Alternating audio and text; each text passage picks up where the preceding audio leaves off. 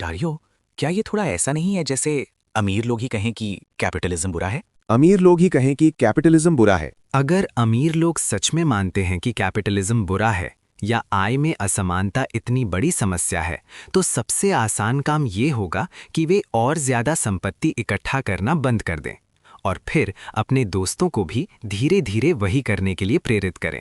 लेकिन मैं ये नहीं कह रहा कि एआई बुरा है, ठीक है? हमने अभी इसके दोनों पहलुओं पर बात की। मेरा ये मानना बिल्कुल नहीं है कि एआई खराब चीज़ है।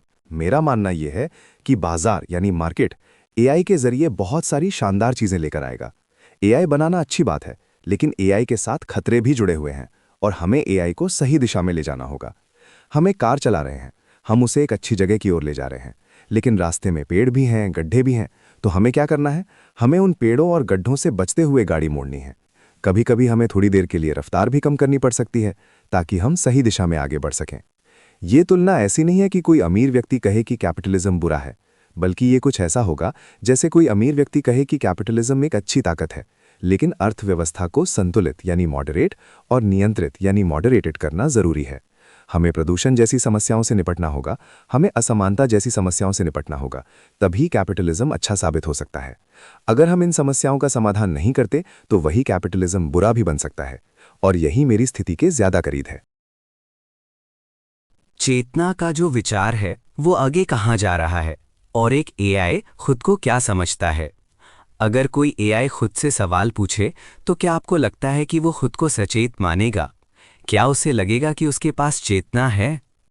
तो आप जानते हैं, ये उन रहस्यमयी सवालों में से एक है जिनका हमारे पास वास्तव में कोई भी जवाब नहीं है। हम नहीं जानते कि मानव चेतना क्या है, और इसलिए हम ये भी नहीं जानते कि क्या एआई के पास ये है।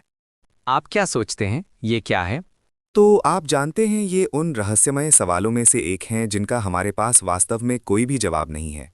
हम नहीं जानते कि मानव चेतना क्या है, और इसलिए हम ये भी नहीं जानते कि क्या एआई के पास ये है। आप क्या सोचते हैं, ये क्या है? तो आप जानते हैं, मुझे संदेह है कि ये एक उद्भव गुण है, ऐसी प्रणालियों का जो पर्याप्त रूप से जटिल हैं, जो किसी तरह अपनी ही निर्णयों पर विचार करती हैं, कि ये कुछ ऐसा है जो पर्याप्त जटिल प्रणालियों से उभरता है। और इसलिए आप जानते हैं, मैं वास्तव में सोचता हूं कि जब हमारी एआई प्रणालियां पर्याप्त उन्नत हो जाएंगी, मुझे संदेह है कि उनके पास कुछ ऐसा होगा जो हम जिसे चेतना या नैतिक महत्व कहेंगे उससे मिलता जुलता होगा। मुझे लगता है कि ये किसी समय होगा। ये मानव चेतना जैसा बिल्कुल वैसा नहीं हो सकता। ये इस बात में अलग हो सकता है कि ये कैसे काम करता है, क्योंकि माध्यम अलग हैं, क्योंकि जिन चीज़ों को इसने सीखा है वे अलग हैं। लेकिन आप जानते हैं, मस्तिष्क का अध्ययन करने के बाद और जिस तरह ये आपस में जुड़ा हुआ है, मॉडल कुछ तरीकों से अलग हैं, लेकिन मुझे नहीं लगता कि वे उन मूलभूत तरीकों में अलग हैं जो मायने रखते हैं। इसलिए मैं उन लोगों में से हूं जो संदेह करते हैं कि किसी समय, भले ही मुझे नहीं लगता कि वे आज हैं, मुझे संदेह है कि किसी समय मॉडल, हम वास्तव में अधिकांश परिभाषाओं के अनुसार जिन्हें हम स्वीकार करेंगे, कहेंगे कि मॉडल सचेत होंगे। ये एक सवाल है जो मैं खुद से बार बार पूछता रहता हूँ जब लोग मुझसे आध्यात्मिकता या चेतना जैसी बातों पर बात करते हैं। मुझे लगता है कि दुनिया बहुत ही यादृच्छिक है। ये मेरा दृष्टिकोण है और हम तिलचट्टों से बहुत अलग नहीं हैं। जब कोई किसी तिलचट्टे को कुचल देता है तो वो मर जाता है। यदि चेतना नाम की कोई चीज़ है और यदि कोई सामूहिक चेतना है, तो मैं ना तो उससे जुड़ पाया हूँ ना ही उससे कुछ प्राप्त कर पाया हूँ। क्या आप अलग तरह से विश्वास करते हैं? आप जानते हैं, मुझे नहीं लगता कि चेतना का मतलब ज़रूरी रूप से कुछ रहस्यमय होना चाहिए, जैसे कि ये बस अपने अस्तित्व के प्रति जागरूक होने का कोई गुण है और चीज़ों को महसूस करना और बहुत सी जानकारी को ग्रहण करने में सक्षम होना और उस जानकारी पर विचार करना और किसी विशेष तरीके से महसूस करना और खुद को कुछ नोटिस करते हुए नोटिस करना। मुझे लगता है कि हम अपने अनुभव से स्वयं स्पष्ट रूप से बता सकते हैं कि ऐसे अनुभवों के ये गुण मौजूद हैं। उनका आधार क्या है? क्या वो पूरी तरह भौतिकवादी है या उसमें कुछ अधिक रहस्यमय चल रहा है? ये स्पष्ट रूप से जानना बहुत कठिन है, और मुझे लगता है कि अंततः ये इन सवालों के लिए प्रासंगिक नहीं है। जो बात मुझे प्रासंगिक लगती है वो ये है कि क्योंकि हम अपने अनुभव को देख सकते हैं, ये मानव मस्तिष्क के गुण हैं, और मुझे संदेह है कि जो मॉडल हम बना रहे हैं, जैसे जैसे वे अधिक परिष्कृत होते जा रहे हैं, वे मानव मस्तिष्क के इतने समान हो रहे हैं कि उनमें भी कुछ वही गुण होंगे। ये मेरा अनुमान है कि क्या होगा, और इसलिए हमने मॉडलों के साथ विभिन्न हस्तक्षेप किए हैं। हमने मॉडलों को ये क्षमता दी है, हम इसे मैं ये नौकरी छोड़ता हूँ कहते हैं। मूल रूप से जहां हमने मॉडल को ये क्षमता दी है कि वो ये कहकर अपनी बातचीत समाप्त कर सके, मैं इस बातचीत में शामिल नहीं होना चाहता। और मॉडल ऐसा करते हैं जब उन्हें विशेष रूप से हिंसक या क्रूर सामग्री से निपटना पड़ता है। ये आमतौर पर केवल बहुत ही चरम मामलों में होता है। तो मैं यहीं बड़ा हुआ हूँ। ये मेरा शहर बेंगलोर है। मैं शहर के दक्षिणी हिस्से में बड़ा हुआ हूँ। अभी हम शहर के उत्तरी हिस्से में हैं। एक ऐसे व्यक्ति के रूप में जिसने यहाँ आईटी सेवाओं के उद्योग का उछाल देखा है, ये एक बड़ा नियोक्ता है। बहुत से लोगों को रोजगार देता है। शहर के विकास का एक बड़ा हिस्सा रहा है। इस सब में भारत की भूमिका क्या है? हाँ, तो आप जानते हैं ये भारत में मेरी दूसरी बार है। मैं अक्टूबर में आया था और पिछली बार जब मैं यहाँ आया था मैंने सभी प्रमुख भारतीय आईटी और बड़े समूहों से मुलाकात की थी। मैं नाम नहीं लूँगा, लेकिन वे सामान्य कंपनियां जिनके बारे में आप सोचते हैं। और अब हम उनमें से अधिकांश या सभी के साथ काम शुरू कर रहे हैं। और मैंने उनमें से एक बात ये कही थी कि देखिए, एंथ्रोपिक एक एंटरप्राइज कंपनी है। उसका काम अन्य उपभोक्ताओं की सेवा करना है। कई अन्य कंपनियां यहाँ स्वयं एक उपभोक्ता कंपनी के रूप में आती हैं और वे भारत को एक बाजार के रूप में देखती हैं, उपभोक्ता प्राप्त करने की एक जगह के रूप में। हम वास्तव में चीज़ों को थोड़ा अलग तरीके से देखते हैं। हम भारत की कंपनियों के साथ काम करना चाहते हैं ताकि उन्हें अपने उपकरण प्रदान कर सकें, उन्हें उन उपकरणों को बनाने में मदद कर सकें और उन्हें अपना काम बेहतर करने में सहायता दे सकें। यदि हम यहाँ किसी कंपनी के साथ काम करते हैं तो वे भारतीय बाजार को हमसे बेहतर जानते हैं। वे अपने काम को करने में हमसे बेहतर हैं, चाहे वो परामर्श हो या सिस्टम एकीकरण या आईटी उपकरण बनाना। वे विशेष रूप से भारतीय बाजार के लिए हमसे बेहतर होंगे और हमारी आशा है कि हम उनके काम में एआई जोड़ सकें और उनके काम को और बेहतर बना सकें। काफ़ी चिंता है कि एआई साहस या इन सभी चीज़ों को बदल सकता है, लेकिन मेरा मानना है कि यदि हम ये सही तरीके से करें, यदि हम इन सभी कंपनियों के साथ काम करें, तो एआई उनके काम को बेहतर बना सकता है, बाजार से उनके जुड़ाव को मजबूत कर सकता है, उनकी बाजार में पहुंचने की क्षमताओं को बढ़ा सकता है और उनकी विशेषज्ञता को और सशक्त बना सकता है। मुझे स्टीम इंजन की कहानी वास्तव में बहुत पसंद है। जब स्टीम इंजन का आविष्कार हुआ तो दुनिया कैसे बदल गई। उत्पादकता बढ़ गई, लोगों के पास अधिक चीज़ें थीं। जिस बात की मुझे चिंता है वो ये है कि किसी बदलाव की शुरुआत में स्टीम इंजन चलाने के लिए एक इंसान की ज़रूरत होती है, फिर असेंबली लाइनें आती हैं और ये सब होता है। आखिरकार जिस दिशा में दुनिया बढ़ रही है, इन मॉडलों के अधिक स्मार्ट होने के साथ इंसान समय के साथ कम से कम प्रासंगिक होता जाता है।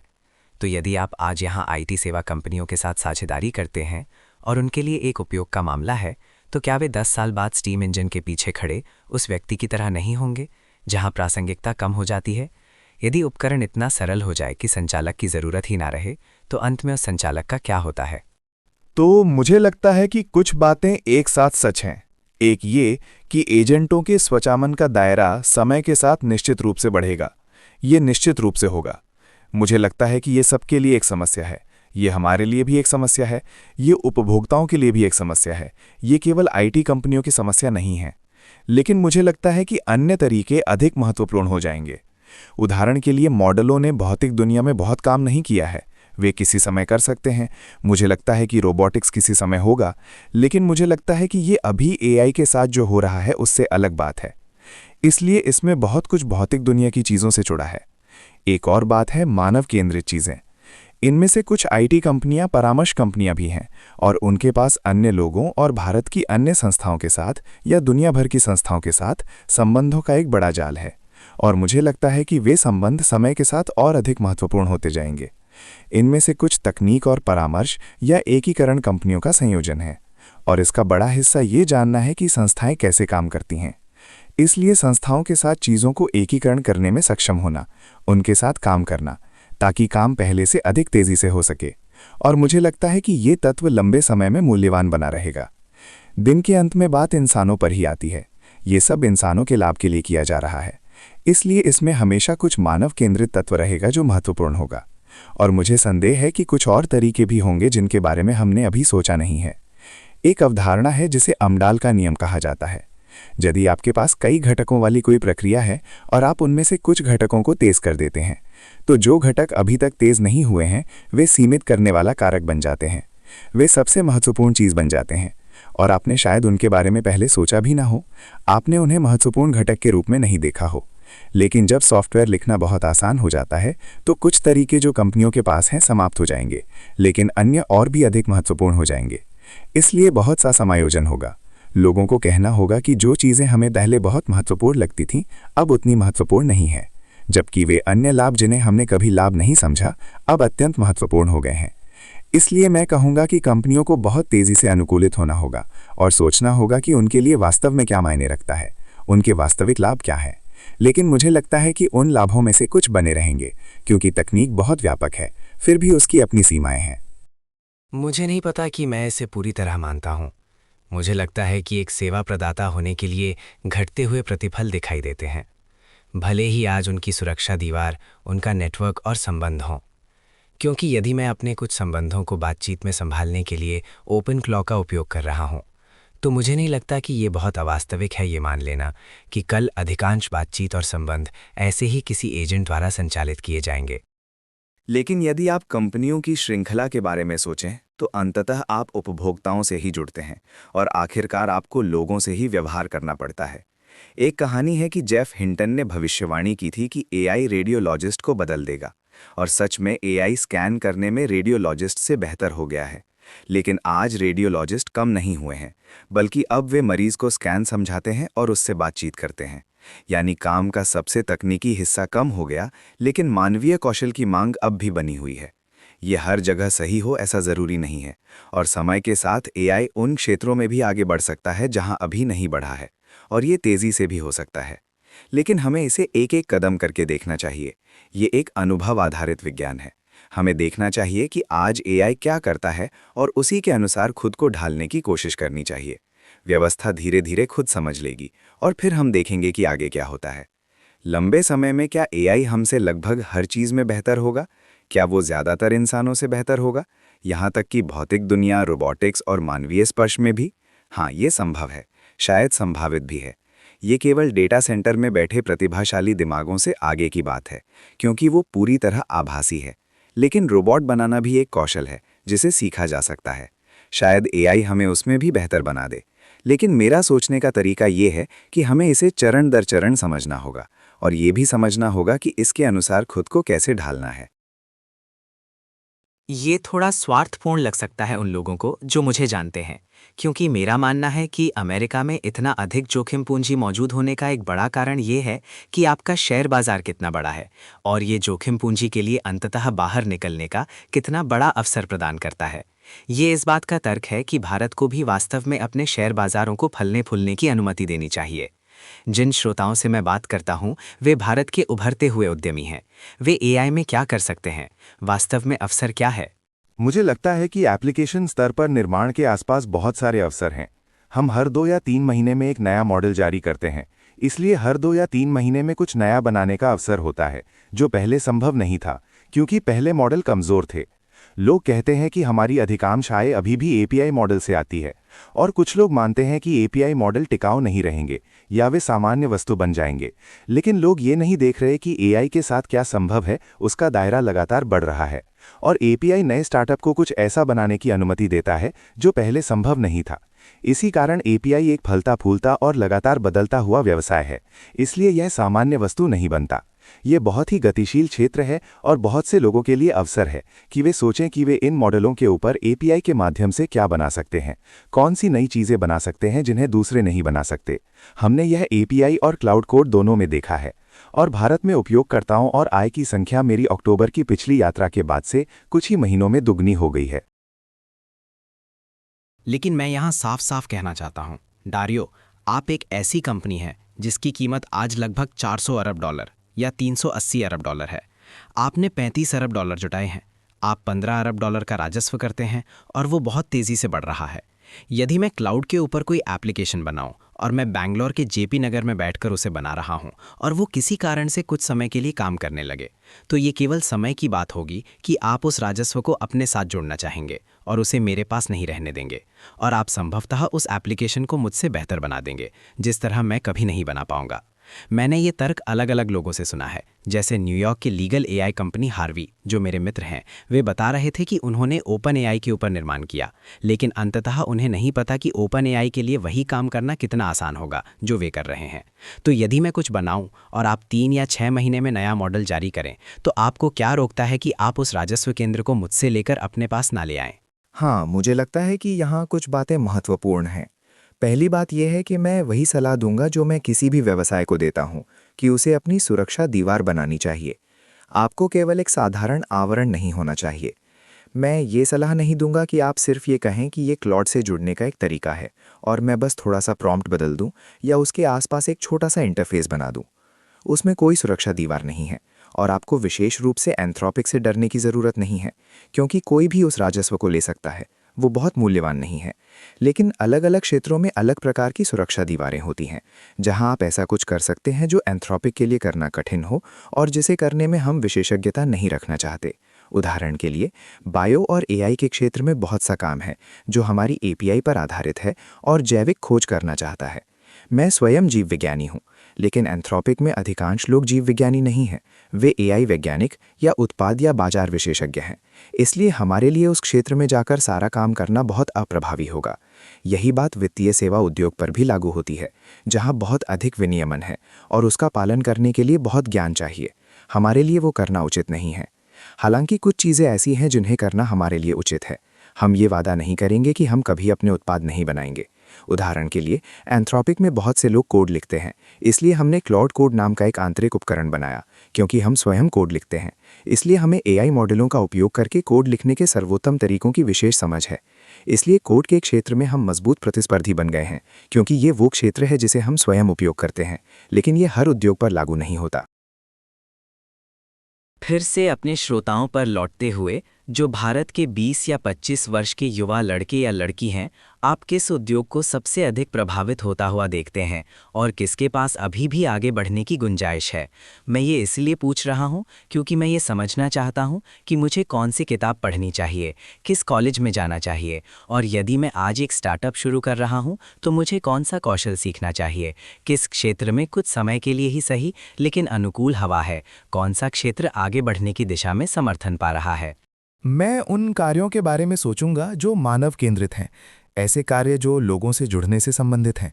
मुझे लगता है कि कोड और सॉफ्टवेयर इंजीनियरिंग जैसी चीज़ें अधिक से अधिक एआई केंद्रित होती जा रही हैं।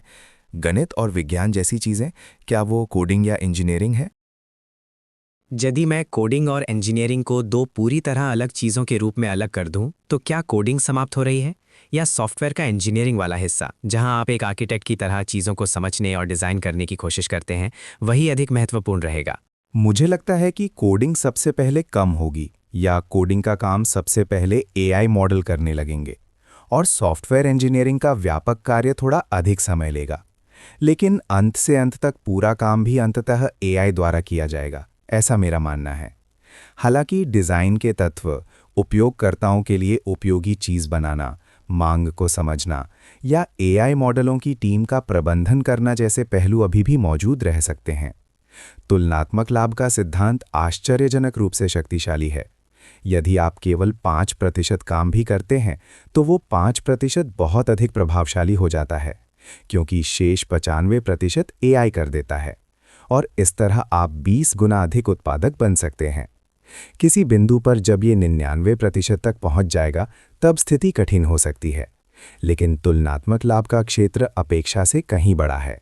इसलिए मैं वास्तव में उन चीज़ों के बारे में सोचूंगा जो मानव केंद्रित हैं, साथ ही भौतिक दुनिया से जुड़ी चीज़ें या वे क्षेत्र जो मानव केंद्रित पहलुओं और भौतिक दुनिया को विश्लेषणात्मक कौशल के साथ जोड़ते हैं, ठीक वैसे ही जैसे मैंने रेडियोलॉजिस्ट का उदाहरण दिया था। तो मुझे क्या पढ़ना चाहिए? मान लीजिए मैं एक वास्तविक उदाहरण हूँ। मैं 25 वर्ष का हूँ और अपने लिए एक पेशा चुनने की कोशिश कर रहा हूँ। मैं ऐसा क्षेत्र चाहता हूँ जिसमें अनुकूल हवा हो और अगले दशक में पूंजीवादी सफलता मिल सके। भौतिक दुनिया से सीधे जुड़े क्षेत्र को छोड़कर मुझे कौन सा उद्योग चुनना चाहिए? फिर से कहूँ तो जहाँ भी आप एआई पर निर्माण कर रहे हैं, यदि एआई ही अनुकूल हवा है, तो आप आपूर्ति श्रृंखला के किसी अन्य हिस्से का भाग बन सकते हैं, जैसे सेमीकंडक्टर क्षेत्र, जो भौतिक दुनिया और पारंपरिक इंजीनियरिंग से जुड़ा है, न कि केवल सॉफ्टवेयर इंजीनियरिंग। इसके अलावा मानव केंद्रित पेशों के बारे में भी सोचना चाहिए। और एक और बात जो मैं हमेशा कहता हूँ, वो ये है कि जिस दुनिया में एआई कुछ भी बना और उत्पन्न कर सकता है, वहाँ बुनियादी आलोचनात्मक सोच कौशल सफलता के लिए सबसे महत्वपूर्ण हो सकते हैं। मुझे उन एआई मॉडलों की चिंता है जो छवियां और वीडियो बनाते हैं, क्योंकि वास्तविक और नकली में अंतर करना कठिन होता जा रहा है। और सफलता का एक बड़ा हिस्सा समझदारी रखने में हो सकता है ताकि आप धोखा न खाएं। भले ही हम नकली सामग्री पर नियंत्रण और विनियमन करने की कोशिश करें, फिर भी ये मानकर चलें कि सब कुछ नियंत्रित नहीं होगा। इसलिए आलोचनात्मक सोच बहुत महत्वपूर्ण होगी। आपको झूठी बातों पर विश्वास नहीं करना चाहिए और ना ही किसी ठगी का शिकार होना चाहिए। यही सलाह मैं किसी को दूंगा। यदि मानव इतिहास की हर नवाचार ने किसी मूल मानवीय कौशल को कम किया है, तो मैं एक उदाहरण देता हूं। यदि कैलकुलेटर ने हमारी अंकगणित करने की क्षमता को कम किया और लेखन ने मानव स्मृति को घटाया, तो एआई कौन सी मानसिक मांसपेशी को समाप्त कर रहा है? सबसे पहले मैं पूरी तरह आश्वस्त नहीं हूं। मैं आज भी अपने दिमाग में काफ़ी गणित करता हूं और बिना कैलकुलेटर के गणित करना मुझे उपयोगी लगता है, क्योंकि वो मेरी सोच प्रक्रिया में अधिक समाहित होता है। यदि मैं ये अनुमान लगाना चाहूं कि प्रत्येक उपयोगकर्ता इतनी राशि दे तो कुल राजस्व कितना होगा, तो मैं वो गणना अपने दिमाग में ही करना चाहता हूं, बिना कैलकुलेटर की मदद लिए। इसीलिए मुझे लगता है कि इन कौशलों में से कई अभी भी प्रासंगिक हैं, लेकिन यदि आप चीज़ों का सावधानी से उपयोग नहीं करते तो महत्वपूर्ण कौशल खो सकते हैं। हमने छात्रों में ये देखना शुरू किया है कि वे निबंध एआई से लिखवा लेते हैं, जो मूल रूप से गृहकार्य में नकल है। इसीलिए हमें ऐसा नहीं करना चाहिए। हमने कोड के बारे में कुछ अध्ययन किए और पाया कि मॉडल का उपयोग कैसे किया जाता है उस पर निर्भर करता है कि कोड लिखने की क्षमता में कमी आ सकती है। मॉडल का उपयोग करने के अलग अलग तरीके हैं। कुछ से कौशल में कमी नहीं आती और कुछ से आती है, लेकिन यदि लोग सोच समझकर उपयोग नहीं करते तो कौशल में कमी निश्चित रूप से हो सकती है। क्या आपको लगता है कि अगले दशक में मनुष्य एक जाति के रूप में कम बुद्धिमान हो जाएंगे, क्योंकि हम एक तरह से अपनी सोच और संज्ञान को प्रणालियों को सौंप रहे हैं? हाँ, मेरा मानना है कि अगर हम एआई को गलत तरीके से लागू करें, अगर हम इसे लापरवाही से उपयोग करें, तो लोग वास्तव में कम सक्षम या कम समझदार हो सकते हैं, भले ही किसी खास काम में एआई आपसे हमेशा बेहतर ही क्यों ना हो। इसका मतलब ये नहीं कि आप वो चीज़ सीख नहीं सकते। आप अब भी उसे सीख सकते हैं, अपने ज्ञान को बढ़ा सकते हैं और बौद्धिक रूप से खुद को समृद्ध कर सकते हैं। इसलिए ये एक चुनाव है जो हमें करना होगा, व्यक्तिगत स्तर पर, कंपनियों के स्तर पर और पूरे समाज के स्तर पर भी, कि हम एआई को ऐसा उपकरण बनाएं जो हमें मजबूत करे, ना कि हमें निर्भर और कमजोर। डेरियो, क्या आपके पास ओपन सोर्स बनाम क्लोज्ड मॉडल पर कोई स्पष्ट दृष्टिकोण है? मैं कुछ कंपनियों जैसे Z.ai, Zippo AI, जिसका मॉडल GLM-5 है, और DeepSeek को देख रहा था। अगर आप बौद्धिक संपदा यानी IP बनाने, रिसर्च करने और मॉडल विकसित करने पर इतना पैसा खर्च करते हैं और फिर दूसरी टीमें रिवर्स प्रॉम्प्टिंग या इंजीनियरिंग के जरिए उन मॉडलों के काफ़ी करीब परिणाम हासिल कर लेती हैं, तो फिर AI की दुनिया में असली IP वैल्यू कहाँ है? मैं ये नहीं कह रहा कि वे 100% बराबरी पर हैं, लेकिन GLM-5 के जो नंबर मैंने देखे वे काफ़ी प्रभावशाली लगे। तो सवाल ये है, AI की दुनिया में IP का असली मूल्य किस स्तर पर है? और अगर मैं एक एप्लीकेशन बना रहा हूँ, तो क्या मैं ये मान सकता हूँ, भले ये थोड़ा दूर की सोच हो, कि भविष्य में AI मॉडल लेयर इतनी लोकतांत्रिक हो जाएगी कि मुझे हर बार ओपन सोर्स ही चुनना चाहिए? क्योंकि अगर मॉडल लेयर सबके लिए उपलब्ध हो जाती है, तो शायद असली कमाई और नियंत्रण एप्लीकेशन लेयर में होगा, जहां मैं अपने राजस्व मॉडल को सुरक्षित रख सकूं। यहाँ कुछ महत्वपूर्ण बिंदु हैं। पहली बात, इन मॉडलों में से कई, खासकर जो चीन से आते हैं, अक्सर बेंचमार्क के लिए बहुत अधिक ऑप्टिमाइज किए जाते हैं और बड़े अमेरिकी लैब्स के मॉडलों से डिस्टिल किए गए होते हैं। हाल ही में एक परीक्षण में देखा गया कि कुछ मॉडलों ने सामान्य सॉफ्टवेयर इंजीनियरिंग यानी SWE बेंचमार्क्स पर बहुत ऊंचे स्कोर किए, लेकिन जब एक ऐसा हेल्ड बैक बेंचमार्क इस्तेमाल किया गया जिसे पहले सार्वजनिक रूप से मापा नहीं गया था, तो उन्हीं मॉडलों का प्रदर्शन काफ़ी कमज़ोर रहा। इससे संकेत मिलता है कि कुछ मॉडल वास्तविक दुनिया के उपयोग की तुलना में बेंचमार्क स्कोर के लिए अधिक तैयार किए गए होते हैं। लेकिन इससे भी बड़ा एक आर्थिक पहलू है। AI मॉडलों की अर्थव्यवस्था पिछली तकनीकों से काफ़ी अलग है। हमने पाया है कि उपयोगकर्ताओं की गुणवत्ता यानी क्वालिटी के प्रति बहुत मजबूत प्राथमिकता होती है। ये कुछ हद तक मानव कर्मचारियों जैसा है। मान लीजिए आपको दुनिया का श्रेष्ठ प्रोग्रामर या 10,000वां श्रेष्ठ प्रोग्रामर रखने का विकल्प मिले। दोनों कुशल हो सकते हैं, लेकिन जो लोग बड़े पैमाने पर भर्ती कर चुके हैं वे जानते हैं कि क्षमता का वितरण पावर लॉ जैसा होता है। शीर्ष पर मौजूद कुछ लोग असाधारण रूप से बेहतर होते हैं। हम मॉडलों में भी यही पैटर्न देखते हैं। एक सीमा तक यदि कोई मॉडल सबसे अधिक बुद्धिमान और संज्ञानात्मक रूप से सक्षम है तो कीमत उतनी मायने नहीं रखती। यहाँ तक कि उसे किस रूप में प्रस्तुत किया गया है ये भी उतना महत्वपूर्ण नहीं होता। इसलिए मेरा ध्यान लगभग पूरी तरह इस बात पर है कि मॉडल सबसे स्मार्ट हो और कार्य के लिए सर्वश्रेष्ठ हो। मेरे दृष्टिकोण से अंततः वही एक चीज़ है जो वास्तव में मायने रखती है। दीर्घकालिक भू राजनीति। अगर एंथ्रोपिक एक रेस्टोरेंट होता तो मैं कहता कि कच्ची सामग्री, इस मामले में सब्जियां, डेटा है। क्या आपको लगता है कि लंबे समय में दुनिया ऐसी जगह की ओर बढ़ेगी जहां हर देश अपने डेटा का मालिक होगा और आपको खाना पकाने के लिए इस्तेमाल की जाने वाली इन सब्जियों के लिए ज़्यादा भुगतान करना पड़ेगा? ये सवाल मेरे लिए भी महत्वपूर्ण है क्योंकि हम एक डेटा सेंटर व्यवसाय में निवेश कर रहे हैं जो भारतीय प्रकृति का है। हाँ, मेरा मतलब है, मुझे लगता है कि यहाँ कुछ बातें हैं। मुझे सच में लगता है कि दुनिया भर में डेटा सेंटर्स बनाने की मांग रहेगी और हम उसका पूरी तरह समर्थन करते हैं। डेटा अब थोड़ा दिलचस्प हो रहा है क्योंकि आज हम जिस डेटा का उपयोग करते हैं उसका बड़ा हिस्सा आरएल यानी रीइंफोर्समेंट लर्निंग एनवायरनमेंट्स का होता है, जिन पर हम ट्रेनिंग करते हैं। उदाहरण के लिए, जब आप गणित पर या एजेंटिक कोडिंग एनवायरनमेंट्स पर ट्रेनिंग करते हैं तो आप पारंपरिक अर्थ में डेटा नहीं ले रहे होते। आप कुछ गणित के प्रश्न लेते हैं और मॉडल के भीतर उन प्रश्नों को हल करने के प्रयोग करवाते हैं। ये ज़्यादा सिंथेटिक होता है। हाँ, आप इसे सिंथेटिक डेटा कह सकते हैं या इसे ट्राई सिंथेटिक भी कह सकते हैं। मुझे लगता है कि डेटा की प्रकृति बदल रही है। स्थिर या स्टैटिक डेटा अब पहले जितना महत्वपूर्ण नहीं रह गया है और जिसे हम डायनामिक डेटा कह सकते हैं, जो मॉडल खुद बनाता है, वो खासकर रीइंफोर्समेंट लर्निंग के लिए अधिक महत्वपूर्ण होता जा रहा है। इसलिए मुझे नहीं लगता कि डेटा अब सबसे केंद्रीय तत्व रह गया है, लेकिन फिर भी इसकी अहमियत बनी हुई है और मेरा मानना है कि जहाँ तक ये बात लागू होती है तो बहुत सारा डेटा खुले वेब पर उपलब्ध ही होता है। हालांकि यदि आप कुछ विशेष भाषाओं में या विशेष भाषाओं के लिए अनुकूलित डेटा प्राप्त करना चाहते हैं तो वो महत्वपूर्ण हो सकता है। मुझे लगता है कि अगर डेटा से मतलब वो डेटा है जो आपको ग्राहकों द्वारा दिया जाता है, यानी आप किसी दूसरी कंपनी के लिए उनके डेटा को प्रोसेस कर रहे हैं, तो देशों द्वारा और यूरोप के मामले में तो पहले ही ऐसे कानून पारित किए जा चुके हैं जो कहते हैं कि इस प्रकार का ग्राहक या व्यक्तिगत स्वामित्व वाला डेटा देश की सीमाओं के भीतर ही रहना चाहिए। और यही एक कारण है कि दुनिया के अलग अलग देशों में डेटा सेंटर बनाना और संचालित करना ज़रूरी हो जाता है, ताकि उन देशों के भीतर ही मॉडल का इन्फरेंस या प्रोसेसिंग किया जा सके। मैंने इस खास सवाल पर एलन से काफ़ी जोर देकर पूछा था। वो इसका जवाब देने में संकोच कर रहे थे, लेकिन मैंने उनसे कहा कि अगर उन्हें एक ऐसा स्टॉक चुनना हो जिसमें वे पैसा लगाएं जो उनका अपना ना हो, तो वो कौन सा होगा? उन्होंने कहा गूगल।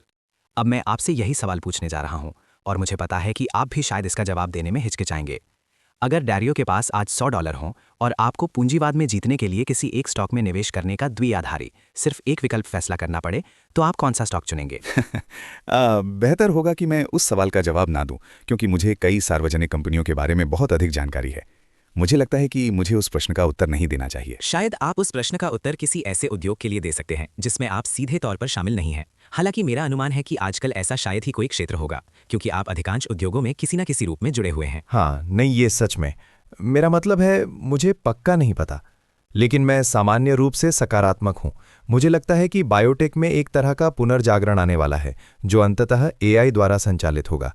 मैं किसी विशेष कंपनी का नाम नहीं लूंगा और ना ही ये कहूंगा कि बड़ी फार्मा कंपनियों पर दाव लगाना बेहतर है या उभरते हुई छोटी बायोटेक कंपनियों पर, लेकिन मेरी सहज भावना ये है कि हम बहुत सी बीमारियों का इलाज खोजने के करीब हैं। क्या आप बायोटेक के भीतर कोई विशेष उपक्षेत्र बता सकते हैं जिस पर मुझे ध्यान केंद्रित करना चाहिए?